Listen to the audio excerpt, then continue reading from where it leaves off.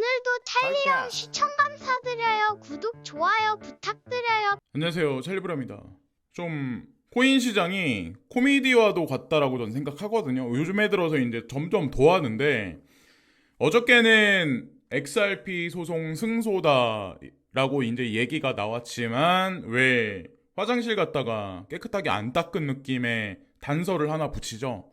개인이 거래소를 통해서 XRP를 구매를 하는 거는 이거는 증권이 아니고 기관 투자가가 XRP를 거래하는 거는 증권일 수도 있어. 뭐 이런 말장난을 중간에다 붙여요. 이게 흔들게 할 수 있는 요소를 한 가지 요소를 이제 남겨둔 거죠.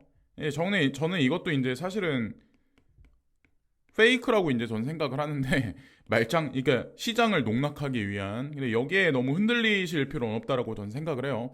어저께도 이제 똑같은 말씀을 제가 드렸지만 가장 중요한 건 뭐냐면 패소다 승소다 뭐 이게 아니라 우리 대중은 거기에 이제 포커스를 맞추지만 이 친구가 과연 실질적으로 무슨 역할을 하고 있나, 사실적인 거에 포커스를 맞추시고 중심을 잡으세요. 예, 어저께 올라갈 듯 하다가 지금 떨어지면 멘탈이 흔들립니다. 예. 큰 그림을 보고 우리는 가상자산 시장에 이제 투자를 하는 거기 때문에 그런 관점으로 보시고, 이거는 이제 처음에 이제 마윈 회장 여기 알리바바 이거를 이제 제가 가져온 이유는 주식 시장도 그렇고 이제 가상자산 시장도 아직까지 이제 커플링이니까 제가 뭘 말씀드릴 게 있어서 그래요. 4차 산업 혁명에 이제 선두에 서 있는 기업이 몇몇 개 있어요. 그 중에 이제 하나가 사실은 소프트뱅크거든요. 소프트뱅크 손정희 회장이 향후에 A 인공지능 반도체 칩이 전 세계 1조 개가 깔릴 거라고 얘기를 했었죠. 그렇게 얘기가 있었고, 그리고 나서 이런저런 사업을 하다가 잠시 은퇴를 했었어요. 근데 되게 아이러니한 건 뭐냐면 이 엔트그룹이라는 이 금융 플랫폼이 있어요. 자, 중국에. 여긴 이제 알리바바에서 만들어낸 거죠. 알리바바에서 번 돈 같다. 이커머스.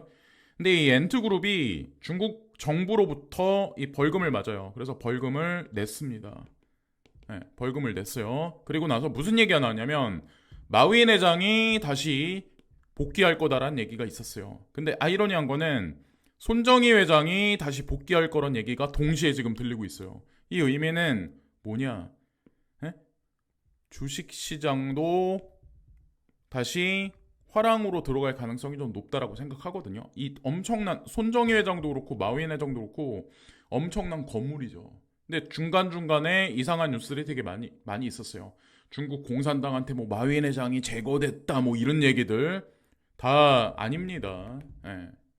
자, 일본에 이제 잠시 들어온 거고, 자, 그래서 그냥 긍정적으로 보시면 전 될 거라고 생각을 해요. 뭐 금리 얘기는 제가 말씀 안 드릴게요. 금리는 뭐 이미 어느 정도 가시적으로 저는 결정이 났다라고 저는 생각해요. 일단 인플레이션은 전반적으로 다 떨어지고 있는 거는 사실이기 때문에 그렇고, 우크라이나 전쟁에 관한 얘기가 마지막 활용 점정을 찍지 않을까 저는 생각을 해요. 예.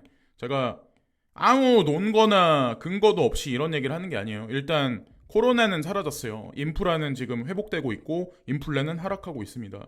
마지막 활용 점정은 우크라이나 요 사태의 해결이지 않을까 저는 이제 생각을 해요. 9월달 이내로. 이거는 제 그냥 지금 나와 있는 자료를 토대로 해서 제 그냥 생각을 말씀드리는 거고, 어떻게 될지는 뭐 모르죠. 9월달 가봐야지 아는 거고. 자, 스팟 비트코인 ETF의 SEC 승인은 암호화 시장의 게임 체인저가 될 것 같지 않습니다. JP모건이 이런 얘기를 하는데 아직까지 기간이 남았어요. 지금 7월 중순이죠. 이제 9월달 중순이 전 분기라고 생각을 하는데 2달 남았죠. 2달 동안 기대감은 아직 꺼지지 않았습니다.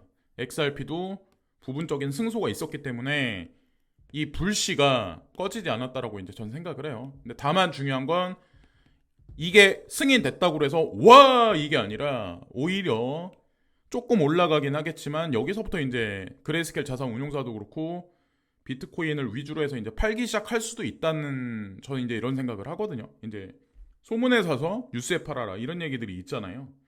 그게 적용되지 않을까 한편으로는 이제 조심스럽게 그런 생각을 하고, 우지한 이분 얘기를 제가 말씀드리려고 하는데, 비트메인 창립 mem버죠. 근데 이런 얘기들이 중간에 되게 많이 있었어요. 장커탄과 지분 분쟁이 있으면서 여기서 이제 쫓겨났다, 밀려났다, 쫓겨났다 이런 얘기들 많은 기사 쓰시는 분들이 이런 거 갖다 이제 많이 얘기들을 과거에 몇 년 전에 많이 했었어요. 근데 이 사람은 이거는 루머였을 뿐이고 우지한도 사망설이 있었는데 이건 루머였을 뿐이고 이 사람은 이 회사가 비트메인이 세팅이 끝난 이후에 매트릭스 포트라는 회사를 설립을 합니다. 가상자산을 중간에 두고 기관 투자가들이 파생 상품으로 거래를 할 수 있는 그런 거를 싱가포르 기반해서 이게 움직여요. 그리고 나서 비트디어와 비트푸프라는 클라우드 마이닝 두 개의 회사를 설립을 합니다. 거기 중심에도 우지한이가 있었어요. 과연 진짜 실제로 쫓겨났었을까? 이것은 저는 진실이 아니라고 생각하거든요. 왜냐면 이 회사를 설립할 때 이 사람 단독으로 했던 게 아니라 비트메인의 핵심 인력이 우지한과 같이 이동을 했었어요. 그렇기 때문에 이 루머는 거짓입니다. 제가 왜 우지한 얘기를 자꾸 이제 말씀드리냐면 비트메인이라는 데는 아식 채굴기를 전 세계에서 가장 보편적으로 많이 뽑아내는 회사예요. DCG의 자회사인 파운더리라는 채굴 회사가 있는데 거기하고도 이제 파트너십 관계로 있습니다. 비트메인은. 그리고 아시겠지만 2018년도에 그 소프트뱅크와 텐센트가 투자를 진행했었다라고 얘기가 나왔다가 한 이틀 있다가 우리 투자 안 했는데 이렇게 얘기가 나왔었어요. 네, 저는 투자했다라고 생각합니다. 지금 돌아가는 거 그림을 보면 투자했어요. 근데 왜 제가 이분 사진을 가져와서 말씀을 드리냐? 이분이 공식석상에 9월 달에 이제 나옵니다. 네, 9월 달에. 그러면 이제 어떤 일이 벌어질지 그건 아무도 몰라요. 다만 채굴 시장에서 영향력이 막대한 인물이라는 거를 알아두면 좋다고 생각하고 2022년 11월 25일 날 지아누가 여기 크립토 랜더라고 여기 써있죠. 매트릭스 포트 1.5 빌리언 평가의 100밀리언을 모금할 것으로 보입니다. 그래서 많은 기관들이 실제로 여기 투자를 합니다. 네, 지금 뭐 그 얘기. 그래서 매트릭스 포트는 아시아와 유럽 전역에 500개 이상의 기관뿐만 아니라 개인에게 서비스를 제공하고 홍콩과 스위스에서 라이센스를 보유하고 있습니다. 홍콩에도 이미 라이센스를 보유하고 있대요. 세계 최대 비트코인 채굴 장치 제조업체인 비트메인의 공동 설립자이자 매트릭스 포트의 회장이다. 이 얘기. 9월달 우지한이가 온다. 제가 이제 그리고 중요한 거는 이 매트릭스 포트가 아시겠지만 서클사 있죠. 서클사 2015년도에 DCG 베리 실버트가 서클사에 투자를 합니다. 서클과 코인베이스에 투자를 2015년도에 해요. 자, 근데 이 서클사가 우지한이 설립한 매트릭스 포트하고 파트너십을 발표를 합니다. 되게 재미나다는 생각 안 하시나요? 여러분들 이런 거 보시면서. 네. 그러니까 비하인드에서 서클이라고 하면 어디와 연결돼 있나요? 블랙락하고도 연결돼 있죠. 세계 최대 자산 운용사인 거기하고도 채권으로 연결돼 있고 그리고 뭐 준비금 뭐 여러 가지 것에 금융 쪽으로 사실은 블랙록하고 연결돼 있고 서클의 USDC는 코인베이스의 유동성 주된 주포입니다. 자, 미국에서 이제 대표적인 그 스테이블 코인 제조 플랫폼이죠. 근데 이 서클이 매트릭스 포트와 파트너십이다. 이 뜻하는 바가 과연 무엇일까? USDC 예금에 의해 제한된 기간 동안 30%의 이자 제한과 함께 암호화폐 및 스테이블 예금을 위한 수익률 제품을 제공합니다. 이거는 작년 얘기이긴 한데 사람들을 많이 끌어모으기 위해서 이자를 한동안 많이 지급을 했었어요. 그리고 제레미 얼라이어가 하는 얘기가 우리 암호화폐 분야의 엄청난 성장을 계속하고 왔고 매트릭스 포트와 긴밀한 협력을 통해 서클은 아시아와 전 세계 고객에게 다가갈 수 있는 독특한 기회를 얻었습니다. 이 얘기가 있죠. 과연 매트릭스 포트는 왜 서클사는 왜 매트릭스 포트의 유동성을 지급하려고 파트너십 관계를 왜 맺었을까? 이걸 또 한번 생각을 한번 해봐야 되고 서클은 새로운 블랙락 펀드의 적립금 투자 시작 이 얘기. 예, 요거를 보면 또 블랙락과 서클의 관계를 알 수 있고 서클은 매트릭스 포트와 무슨 관계인지 보면은 거기에 사실 다 물고 물리는 우리가 이거를 생각 안 해보고 찾아보지 않으면 보이지 않는 연결고리가 있다는 거죠. 이런 생각을 했어요. 그래서 블랙록이 시간 내에 자금을 연방준비은행의 영레포 프로그램에 적용하는 것이기 때문이다. 그래서 이 영레포 프로그램이 있는데 여기에 사실은 서클이 개입이 돼 있습니다. 그리고 되게 아이러니한 거는 블랙록이 비트코인 현물 ETF를 신청을 하는데 코인베이스를 또 사용을 합니다. 거기에다가 감시자로 인덱스를 사용을 하는 거죠. 이게 다 연결이 다 돼 있다는 거죠. 이런 것들이 의미 없는 관계가 아니라. 그래서 여기 보시면은 지난 4월달 서클의 자금 조달 라운드에 회사가 투자했을 때 세계 최대 자산 운용사인 블랙록과 금융 관계를 맺었습니다. 서클사가 이 구도가 있어요. 그래서 이거를 결정적으로 보여드리려고 했었던 건데 매트릭스 포트의 포트폴리오입니다. 비트코인, 이더리움, 비트코인 캐시, 라이트코인. 이거는 EDXM하고 겹쳐요. 아시겠지만. 그리고 중요한 거는 CBOE. 예, 여기에 등재되어 있는 지금 거래는 아마 비트코인하고 이더리움만 될 거예요. 근데 리스트는 아마 이 4개가 기본적으로 들어가 있는 걸로 알고 있습니다. CBOE에도 마찬가지로. 그리고 매트릭스 포트에는 체인링크와 폴카닷이 이렇게 있습니다. 이제 사람들이 이거 하는 일 없다라고 얘기들을 많이 하죠. 지금 선상에서. 근데 아무 이유 없이 매트릭스 포트에서 이거를 스팟 거래를 진행하지 않는다. 예, 언제나 중심을 두실 때는 이 사람 저 사람 뭐 이상한 유튜버들, 예, 본인도 시장이 어떻게 돌아가는지 본인 자체도 잘 모르는 사람들 얘기 듣지 말고 기관 투자가들이 중심을 어디다 두고 이런 상품을 설립을 했는지 거기에 일관성 있게 이제 두시면은 성공하실 겁니다. 또 하나 이제 DBS, 요거는 이제 계속 강조를 해서 이제 제가 말씀드리죠. 이미 다 결정된 거예요. 예. 자, 이렇게 BK, 폴카닷, 에이다 전부 다 사람들이 이제 뭐 불안하다라고 얘기를 하는데 DBS 뱅크가 이런 결정을 내리고 매트릭스 포트가 아까 좀 전에 이제 말씀드린 것 같이 그런 결정을 내린 게 그냥 우리 개인같이 단편적이게 오늘 샀다 내일 팔고 3시간 있다 팔고 이런 게 아니에요. 이 적극적으로 상품을 이미 만들어낸 거예요. 여기다가. 근데 바뀌는 게 뭐가 있을까요? 바뀌는 거 아무것도 없어요. 뭐 XRP 소송에 관련해서도 기관 투자가들이 뭐 개입이 해서 뭐 거래를 한 거에 관해서는 증권성 여부가 있을 수도 있다. 명확하게 얘기를 안 했지만 그게 무슨 의미가 있습니까? DBS 뱅크에 이미 들어가 있는데. 자, 그리고 뭐 스위프트 2.0인 게 거의 명확성이 확실시되어 있는 현재 상황인데.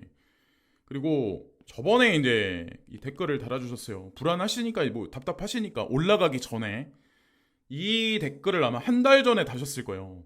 리플 계속 가져가다간 성격 버리고 단명하겠다. 스트레스 받며 돈 벌면 뭐하냐. 돈 버는 확률을 믿는다면 뭐 아니면 도란 결론을 보게 될 텐데 아주 질이 나쁜 코인이다. 답답하시니까 이런 글을 적으실 수 있죠. 근데 다만 중요한 건 뭐 아니면 도라고 생각하시는 거는 공부가 부족하시기 때문에 그렇지 않을까라는 생각을 합니다. 얼마나 많은 뉴스가 나왔고 얼마나 많은 근거 자료가 나왔습니까? 그것을 대입을 하면 이미 명확성은 나와 있어요. 뭐 아니면 도가 아니라 이미 100% 확실해요. 네. 이 XRP에 가는 길에 관해서는 저는 이제 그렇게 말씀드리고 싶거든요. 그리고 여기 뭐 있죠. 코인베이스, 네오, 바이낸스 뭐 이런 비트맥스, 후오비, 넥소, 제미니, 크립토닷컴, 아지어엑스, 뭐 FTX, 뭐 바이빗, 뭐 비트스탬프, 로빈후드, 뭐 빗비넥스, 이토로 이런 거를 이제 제가 가져왔는데 제가 뭘 말씀드리려고 하냐면 이 새마을금고 문제가 잠시 수면 아래로 가라앉았습니다. 미국은 퍼스트 리퍼블릭 실리콘밸리 은행도 잠시 수면 아래 가라앉아 있습니다. 유로존도 보시면 아마 기억을 더듬어 보세요. 크레딧 스위스 도이치뱅크 문제도 터지기 일보 직전에 항상 눌러놓습니다. 근데 앞으로 어떻게 될 것 같으신가요? 여러분들이 보시기에 잠시 수면 아래로 가라앉혀 놓은 거지. 결국에 명목 화폐로 기반으로 한 전통 금융업은 결국에는 무너질 수밖에 없습니다. 잠시 소강 상태를 보일 뿐이지. 한국은 대표적으로 새마을금고로 시작해서 1차, 2차 도미노 현상이 무슨 일이 향후에 벌어질지 몰라요. 특히나 건설산업 관련해서 많은 일들이 전 벌어질 거라고 저는 이제 생각을 하거든요. 그러면 그 대체되는 역할을 하는 게 여기 나와 있는 이런 코인 거래소라든가 이런 플랫폼들입니다. 이들이 장기적으로 지향하는 바는 종합금융 서비스업을 하는 겁니다. 은행이 했던 역할을 이들이 대신합니다. 이들이 중심 축에 두는 거는 명목화폐가 아니죠. 달러가 아니고 원화가 아니죠. 우리가 투자하고 있는 코인들입니다. 그렇게 될 거예요. 자, 그것을 통해서 우회적인 파생상품을 만들어내고, 지금은 모르죠. 지금은 뉴스가 나온 게 없으니까. 근데 반드시 그렇게 됩니다. 우리는 선도적으로 먼저 움직였던 거고, 그리고 인플레이션율이 점진적으로 지금 하락을 하고 있어요. 그거는 기정사실입니다. 그래서 아마 인플레가 예전으로 돌아갈 수는 없다는 걸 아마 여러분들 아실 거예요. 극한의 상황이 와도. 근데 이건 누가 그냥 예측을 한 건데 2024년 어느 순간까지 인플레가 점진적으로 하락을 할 거야라고 이제 예측을 했었어요. 아주 예전 자료이긴 한데 이거대로 지금 가고 있어요, 실제로. 그래서 미국도 금리를 0.75% 인상했다가 0.5% 인상했다가 얼마 전에 0.25% 인상했다가, 그죠? 지금 동결이란 얘기가 나올 수도 있는 현재 시점인데, 인플레가 가라앉고 있는데 굳이 여기다 대고 금리를 인상한다는 얘기를 할 필요가 없죠. 전 세계가 비슷비슷하게 움직입니다. 그러나 어느 순간이 되면 인플레가 다시 광폭같이 올라갈 거라고 누군가는 예측을 하고 있더라고요. 이게 아마 코비드 시즌2가 되지 않을까 저는 이제 개인적으로 생각을 합니다. 그래서 많은 자영업자들, 상업용 부동산의 문제가 불거지면 그게 아마 부실금융의 원흉이 되지 않을까. 그래서 대표적으로 미국은 실리콘밸리, 퍼스트 리퍼블릭, 한국은 새마을금고, 그리고 유로존은 크레딧 스위스가 점진적으로 이런 현상이 있지 않을까 저는 생각을 해요. 그래서 가상자산 시장에 오히려 좀 긍정적인 시너지를, 이런 좀 약간 부정적인 사회 현상이 초래하지 않을까. 그 빈 공간을 만들고 우리가 투자하고 있는 코인이 이쪽에 들어가지 않을까 저는 이제 생각을 하고 있습니다. 자, 오늘 여기까지 말씀드리면서 방송을 마치겠습니다. 오늘의 핵심은 우지안. 여기다 이제 마치고 영상 내용을 보시면 됩니다. 그래서 오늘도 시청해주신 많은 분들께 깊이 감사를 드리고 구독과 좋아요 부탁드리면서 그 즐거운 주말들 되세요. 항상 진심으로 감사드립니다. 좋은 하루 되세요. 감사합니다.